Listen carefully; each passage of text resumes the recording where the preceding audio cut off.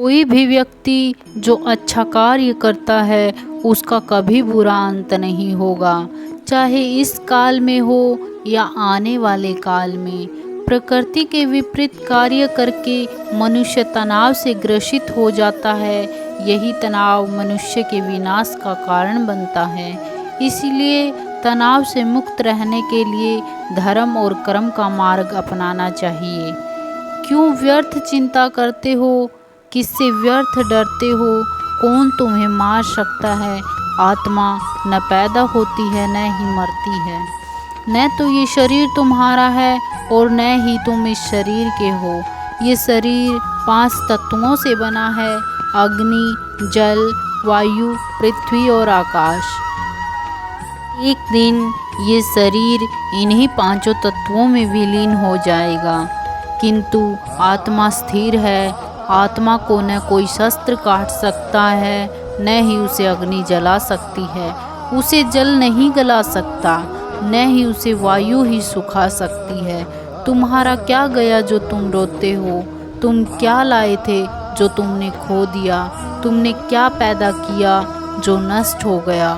तुम न कुछ लेकर आए थे, न ही कुछ लेकर जाओगे। जो कुछ लिया यहीं से लिया और जो कुछ दिया यहीं पर दिया। जो कुछ मिला भगवान से मिला और जो कुछ दिया भगवान को ही दिया।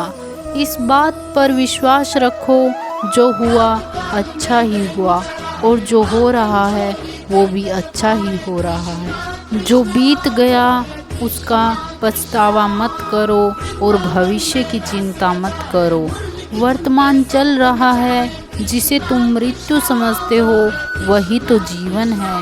तुम एक ही क्षण में करोड़ों के स्वामी बन जाते हो और दूसरे ही क्षण तुम दरिद्र हो जाते हो।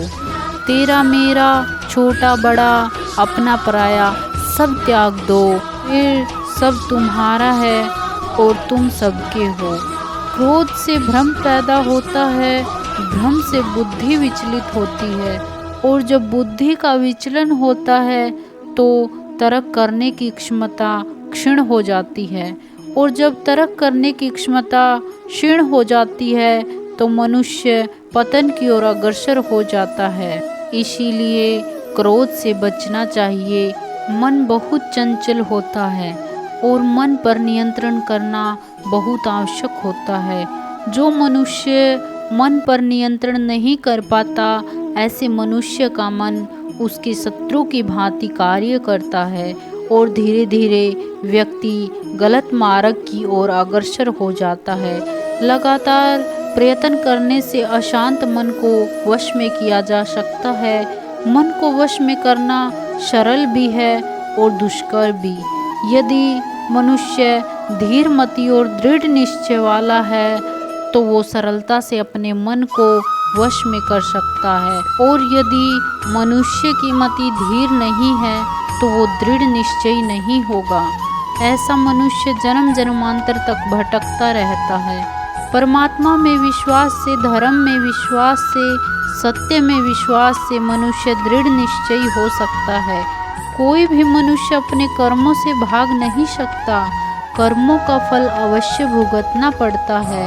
इसलिए सदैव शुभ और अच्छे कर्म करो। दोस्तों, जब भी मन परेशान हो, जब भी कोई राह नज़र ना आ रही हो, जब भी सलाह की ज़रूरत हो, जब भी सत्य जानना हो, जब भी अपने अस्तित्व को जानना हो तो गीता पढ़ लिया करो। गीता पथ प्रदर्शन के लिए सर्वश्रेष्ठ है। गीता से बेहतर और कुछ भी नहीं है।